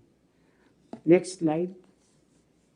Narito naman po ang datos mula sa ating LGUs hinggil po sa bilang ng mga taong nabigyan ng bakuna sa kanilang area of responsibility. Nais natin bigyan ng komendasyon ng mga LGUs ng Quezon City na nakapagbakuna ng 414,850 sa first dose, ang City of Manila na nakapagtala sa first dose ng 326,101. Ang Caloocan City naman sa first dose ay 238,768. At ang Parañaque City na nakapagtala ng second dose 79,111. Ito ang mga LGU sa National Capital Region. Outside naman po na NCR, andiyan ang Baguio City na sa first dose ay 79,700 Samantalang ang nakapag-second dose naman ay 46,157. Sa Cebu City, ang first dose nila nakatala sa 55,214. Ang second dose naman ay 18,689. At sa Cagayan de Oro City, sa first dose, nakapagtala ng 43,462. Ang second dose naman ay 16,850. Ito po ang pagsusumikap nilang mga pag-administer ng pinakamaraming first and second dose ng COVID vaccines sa kanilang mga nasasakupan. Sa ngayon ay 32,275,526 ang bilang ng ating mga kababayang nakapagparehistro ng kanilang intensyon magpabakuna sa kanilang LGUs ayon sa pinakahuling tala ng datos sa Vaccination Monitoring System ng DILG. Next slide. Dito naman po sa ating nakalap na report mula sa PNP at mapangsangay ng pamahalaan, nagtutulong-tulong upang mapuksa ang pagkalat ng illegal na droga sa bansa. Nakita po natin 12 ang nag-surrender. Kabuang operasyon po kontra sa droga, 1,128. At ang naaresto naman ay 1,547. At sa operasyon ating ginawa, 10 ang napatay dito sa operasyon ito. Kasama po ang isang very notorious drug lord, si Montasir Sabal. Ito po ay isang dating mayor ng Talitay, Maguindanao at sinasabing kasama po o sangkot sa Davao City bombing noong 2016 nung binomba ang night market. Siya din ay isa sa nagsusupply ng armaments at explosive sa BIFF. At doon po sa follow-up operation ay naka-recover tayo ng 3 armas kasama ang isang 50 caliber machine gun. Sa kabuuan po na operasyon natin ginawa, ang lahat ng ahensyang aking nabanggit ay nakasamsam ng pinagsamang sabot marijuana na may street value na 121,000,000, 151,000 at 138 piso. Bilang panghuli, nais ko lang banggitin ang paalala na ang bakuna ang pinamabisang panlaban sa COVID-19. Kaya hinihikayat ko ang lahat ng Pilipinong magparehistro sa pinakamalapit na tanggapan ng lokal na pamahalaan. Muli po kami nakikiusap na huwag tayo basta-bastang maniniwala sa kung ano-anong impormasyong nababasa sa internet o sa social media at lagi natin kilatisin ang kredibilidad ng anumang impormasyon lalo na kung tungkol ito sa kalusugan at kaligtasan.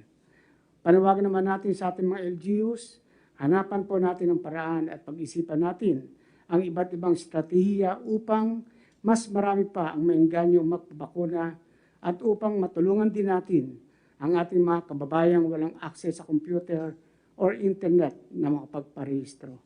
Yan lamang po, mahal na Pangulo. Maraming salamat po. Salamat, Secretary Anyo. Alam mo, itong, if you would notice, I don't know, pinapublish pa lahat mo yung mga taong inaaresto araw-araw? Almost about, we're, on the average, we are arresting all throughout the Philippines something like almost, on the average, 800 a day. Bago itong mga sampa sa droga. And every day, we are able to seize shabu, including itong mga nag-i-import, because there is no laboratory now. It's imported from a country outside of the Philippines. Ito yung hindi nakikita ng, kaya ako galit dyan sa ICC na yan. Biro mo, almost 700, 800 people all over the Philippines are arrested. Different people. Hindi yan sabihin mo na recalcitrant na pabalik-balik. And you just can imagine, almost every day you look at sa 8888, yung sa TV, kita mo yung mga pangalan dyan. Minsan umaabot ng 1,000. Oh, how do you, if you do not move against them, it will destroy our country. Ito, narco-politics to eh. There are mayors, yung iba patay na, I'm sorry, mga ilang mayors, almost last year, mga mayors na namatay, mga the other year, on the average, kasi pumapasok sila sa droga. Now, we are not saying that we are killing them. We kill them because they fight back. Ganun talaga ang, if you go to the history ng itong Mexico. Mexico is almost a failed state. Ito yung sinalosa ang, they select the people who run for local government posts. Kaya pag magpatuloy ito, saan tayo pupunta? Paano ang bayan kung ito kung gano'n? Na ako na mismo, napaka-stricto ko. Eh sabi sa kanila, pinapatay ko. Ewan ko lang kung totoo yan o hindi, chismis lang naman yan. Pero, paano ito? Kahit itong ICC, bullshit itong, I will not, why would I defend or face an accusation before white people? You must be crazy. Yung mga kalumang colonizers ito noon, they have not atoned for their sins against the countries that they invaded, including the Philippines. Tapos ito ngayon sila, they're trying to set up a court outside our country and making us liable to face them. Walang alaw ng batas. Our laws are different. Criminal procedure is very different. How are you supposed to get justice there? Kaya ako nag-withdraw. And beside, I said, the one thing that ang depensa ko is yung Rome Statute na ratify sa Congress. But itong mga unggoy na to, dahil na in their desire to itong extrajudicial killing, dumiretso doon sa Rome and appended the treaty that was approved by Congress. But the law says that after Congress, you have to return the treaty to the President because the President now will order the Bureau of Printing to publish the statute or law, lalo na penal laws. You have to publish it in the official gazette, and that would put on notice, constructive notice, to all the people na masabi, there is a law. That is why kung not-publish na yan, you cannot say, ignorance of the law excuses no one. Ganon yan. Hindi nga dumaan ng hindi na binanyak nila kay Estrada Diniritso na kaagad. In their hurry, they forgot. So, how are you supposed to know about this goddamn laws o itong mga batas nila itong sa ICC? Yung mga ulol. Tapos ako, magharap ng mga puti, let's say kayo. Ganun nyo akong, I will readily face a court being accused in a Philippine court before a Filipino judge. Huwag nila akong lalo na yung prosecutor, yung I do not want to insult. Kaya itong droga nga, kita mo, every report ni Secretary Anyo, did you not notice, puro droga ang anak ng waiting, and the seizures of drugs are aplenty.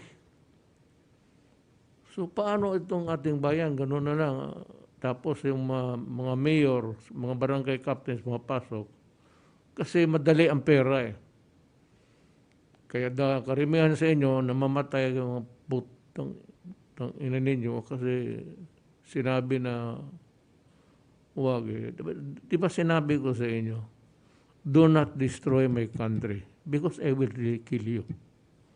Do not destroy the youth of our land because I will kill you. Period. Wala na tayong dyan. And I will repeat that before kung gusto nila marinig sa tribunal. That is kasi itong droga matagal na ito. Maraming mayor na namamatay na. And yet, it goes on and on every day, transactions there, and we are able to seize in bulk. Minsan, maabot ng bilyon ang kaya gusto sampalin ko yung mga judges niya. Loko-loko pala kayo You want my country to go down the drain. Justice, prosecutor ako. Of course, I can defend myself. Wala akong sinabi na you kill Mr. Santos Alex. Never said that. But I said I will kill you if you destroy my country. Yan ang sinabi ko, yan ang totoo. On that I concede na sinabi ko talaga. At sabihin ko yan. Now, maybe as a closing remark dito si Secretary Panelo has been going around the country. I don't know what's the feedback. How do you assess pasal yung ng tao? Dito muna sa bakuna. Yung mga yawa na ayaw magpabakuna. You know, Isa pa yan.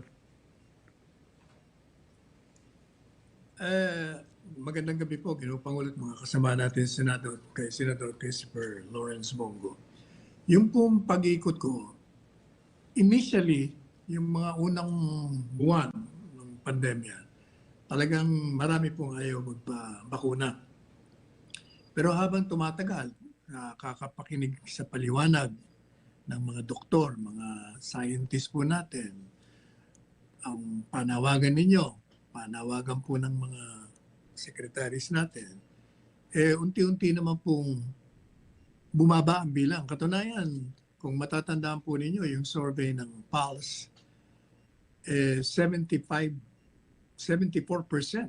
ang ayaw pong magpabakuna. Pero ang pinaka-latest ngayon ay 49%. So ibig po sabihin talagang marami na ang gusto magpapabakuna. Lalong-lalo na nung nakita po nila yung mga leader nila sa kanilang probinsya na nagpabakuna. At lalo na nung kayo nakita na nagpabakuna na rin.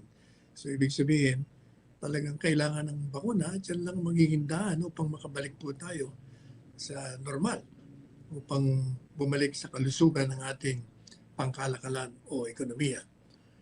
Ang mga hinaing lang po ng mga probinsya, like halimbawa sa Batangas, sa Nasugbu, sa Mindoro, at kahit na rito sa Maynila, nanggaling tayo dyan sa Tondo, sa Payata, sa Holy Spirit, marami pa rin ang hindi na babakunahan sa kanila. At humingi sila ng, nakikiusap sila kung maaari naman, bigyan na sila. At sapagkat naririnig na nga nila na marami na tayo na darating na mga bakuna. Kaya yun ang pakiusap nila. Pagdating naman doon sa mga madali ang pangangailangan nila, halimbawa yung mga informal settlers, siyempre humihingi rin po sila ng tulong sa Pangulo at sa pamahalaan na kung maaari naman, doon sa tinitira nila ngayon, sa ilalim ng tulay, sa malapit sa estero, sa mga pribadong lupain na hindi naman kanila, at napagsusunog pa, hindi mo malaman kung talagang sinadyang sinunog o na-aksidenteng nasunog. But ang katotohanan, talagang wala ko silang bahay, walang matatawag na sariling bubong na hindi na nila iisipin kung sila'y mauulanan o mababa o ano. Pero ito naman nung ating mga department secretaries, pag tinatawagan naman po natin, ora mismo naman, meron kagad na mga kasagutan. Halimbawa si Gian Escalada, nung nagbigay po kayo ng direktiba na bigyan ng mga housing units, meron kagad na bigyan siya din sa Holy Spirit, mga 50 na. At marami pang humihingi. At sinasabi naman po ni James Calada, marami pa naman tayong units dyan sa Santa Rosa, dyan sa Rizal, at sa Cavite. So natutuwa po sila, lalong-lalo na nung kayo nag-video call at kinausap niyo sila. Doon naman po yung sa mga, at siya nga palawan, sabi ko nila, mukhang dito lang sa administrasyon na nangako at ibinigay at immediately. Kasi ilang araw lang ko, inasikaso na yung mga walang bahay at palagay ko ilang araw na lang, ibibigay na sa kanila yung mga housing units. Kaugnay naman po dun sa mga problema ng mga mangingisda, ang huli kong kausap ng mga mangingisda sa Mindoro, mukhang naman lumuluwag na ng konti, hindi kaya nung nireklamo sa atin noon na wala ka lang lisensya, iuhulihin ka na, pati ikukulong ka na, pati yung mga boat nila kinukumpis ka pa. Sa iba naman pong parte ng mga barangay kapitan, ang hinihingi lang talaga nila sa ngayon, kung maaari lang maliban pa doon sa dagdagan yung kanilang mga allowances, hinahanap po talaga nila yung, kasi nasa frontline sila Gusto talaga nila yung bakuna kung maaaring mauna po sila. Bigyan na sila ng bakuna. Yan ang kanilang hinihiling. Yan ang mahigpit talagang tagubilin kung maaaring iparating natin sa inyo.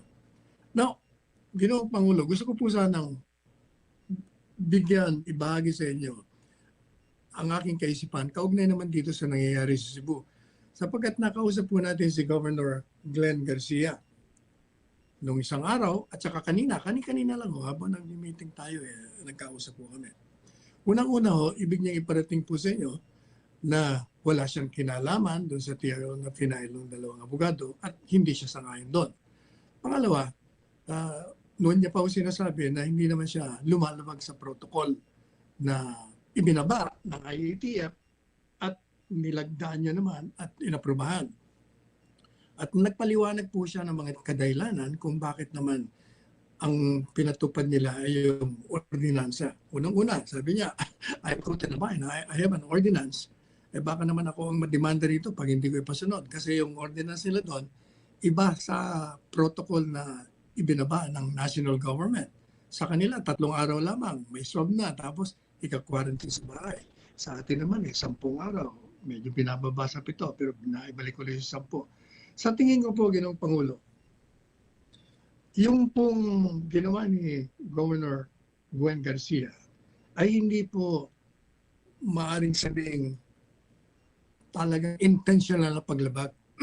Sa tingin ko, unang-una, hindi niya nga malaman kung yung bang ordinansa, ano ba yun, susundin ko, hindi ako ba madidemanda rito, hindi. Pangalawa, alagay ko mas malakas ko yung naririnig ko na paliwanag mismo ng mga OFWs at saka siya, na sila po mismo ang nag-aapila kay Governor Gwen Garcia na pati na yung mga returning residents. Kasi nga, by imposing yung pong 10 araw, nagrereklamo yung returning residents kasi, sabi nila, magbabayad kami ng hotel ng 10 araw. Kamahal-mahal ng hotel. Can you imagine kung 4,000 yun ng isang araw, i-multiply mo by 10 yun. So, wala nang ang pera dahil nga sa pandemya, nadagdagan pa. Pangalawa, yun naman ang mga OFWs, ang complain naman nila, o ang sama ng loob nila, ay kaya ho sila umuwi galing sa Middle East o kung saan mang galing sila nagtatrabaho. Dahil meron ho sila mga personal na dapat na asikasuhin, emergency, may bibisitahin, may sakit, na membro ng pamilya o may namatay, o kung ano pang mga mahalagang bagay na dapat nilang asikasuhin. At ang paalam nila at binibigay lang na bakasyon, mahaba na yung 10 araw. O can you imagine kung 10 araw nga naman, nandun ka sa quarantine, natapos na, babalik ka na. So, parang walang halaga yung pagpunta nila. At, siyempre, parang ang sama-sama ng loob nila, bakit parang pinarurusahan sila.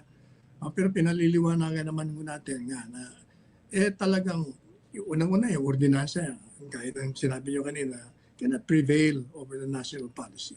Pangalawa, yung patakaran na yan, hindi naman para mayamot sila, mabuisit sila, o sila'y gawin nating maiinis o kaya discomfort sa kanila. Kung hindi, yun naman talaga batay sa siyensya at nagbibigay ng protection sa kanila. Yun ang mahalaga ho doon. Kaya sinasabi mo naman ni Governor Gwen Garcia, kaya nga daw inanyayahan naman sila Dr. Duque kasi yun ang mga doktor din, iba rin kasi ang pananaw, parang meron din silang mga trials doon na lumalabas na okay naman daw yung pinatutupad nila. Kaya yun ang mga suliranin. Pero ibig niya hong ipaiwatig sa inyo na talagang I'm not defying the national policy laid down by the national government. Yes, Talagang tumutugol lang ako sa apila nitong mga OFWs sa mga returning residents. Plus, at the same time, merong ordinansa. Siguro hindi siya na pareho ang mabuti ng kanyang mga abogado at hindi niya rin alam kung paano diskarte. Siguro naman, dahil na nagkakaroon ng I understand the plight of Governor Garcia. Pero kasi ito, probably what happened was he was guided by the ordinance. But itong pandemic kasi, it's a national emergency. And the whatever executive order or whatever is recommended and approved by me remains to be obeyed. Ngayon, I cannot make an exception doon para sa Cebu. Kung sabihin talaga nila ng ang task force that you have to go into a quarantine for 10 days, hanggang hindi nagbago yan, wala tayong magawa. And para sa akin, I understand that they are really eager to go home. Once the plane lands dito sa Pilipinas, ang ano nila is really to go home directly. But the problem is, there are rules now to be followed because of the pandemic, the crisis. So we have to, alam mo, they have to subjugate their desires, ano man yan, to the national interest of the country. So all that he has to do is to explain to the DILG. The DILG naman ang may jurisdiction yan eh. Hindi naman ang task force, hindi naman tayo. If we do not want to follow, then the DILG would call your attention. Parang ganun lang yan. Pero I understand the sentiment of most of the returning OFWs. And that is really, they're itching to be back home. I understand that. It would be something like of a purgatory, going home, then finding yourself being sequestered for 10 days. Ito na lang. You know, Congress appropriated so much money for bayanihan. I think that if there is may residual pa dyan na iwan, it behoves upon the government to pay for the sequestration expenses of the every returning Filipino.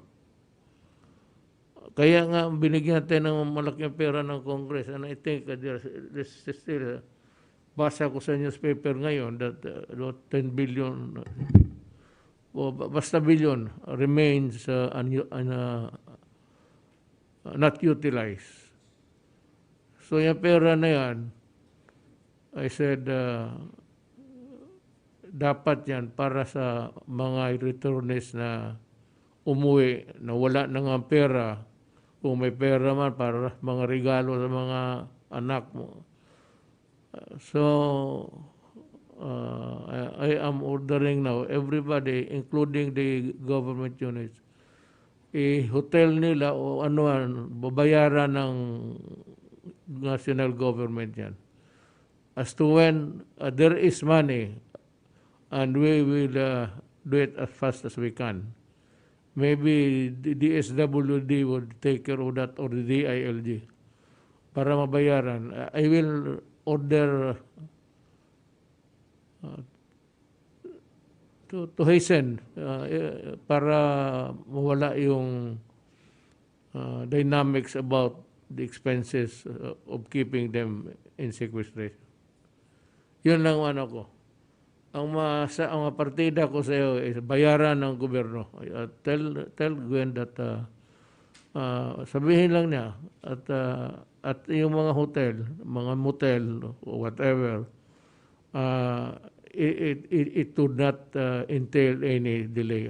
I will see to it that it is implemented immediately, especially in the matter of the payment of the expenses of sequestration. Yan lang. Kung wala naman siguro, I'd like to thank our guests.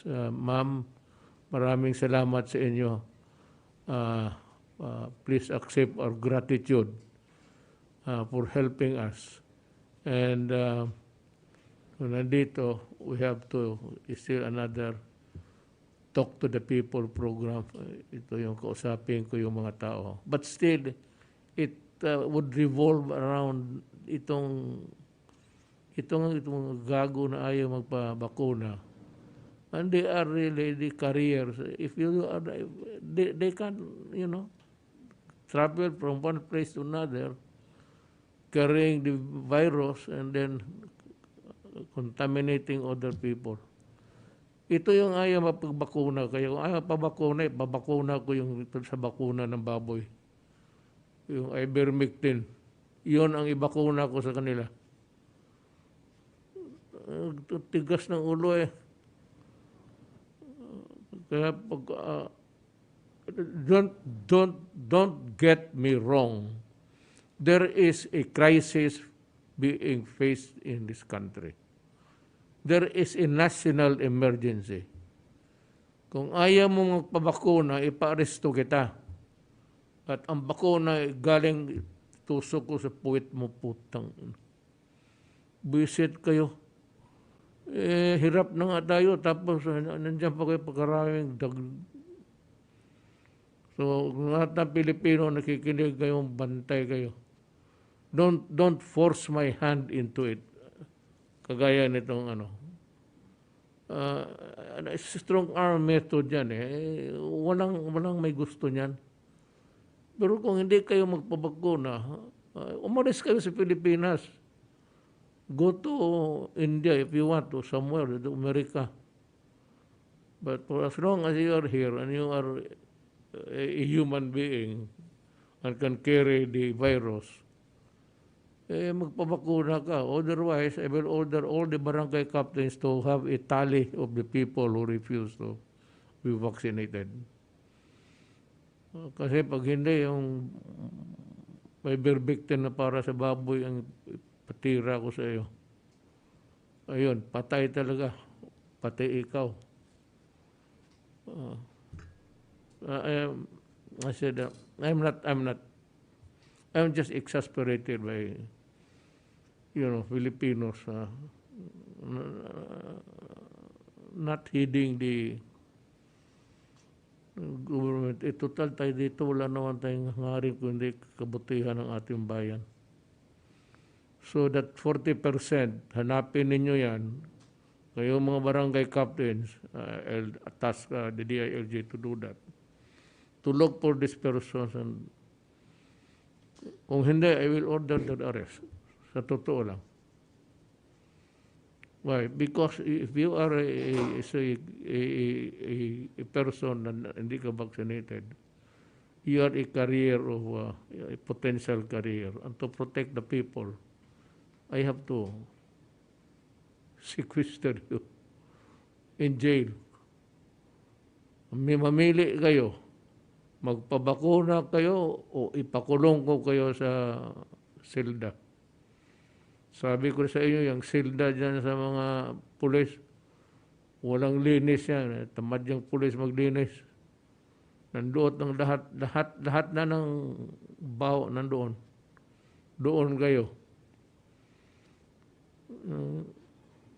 Ganito na lang. I will think it over very hard. Legally, of course. Pero pag hindi ayaw ninyo, ipa-aresto ko kayo. That is in pursuance to a policy of our crisis of itong health issue. So, once again, I'd like to thank everybody, and I suppose that this will end our talk now. I hope that I can be honored with your presence next time we need it. Maraming salamat po.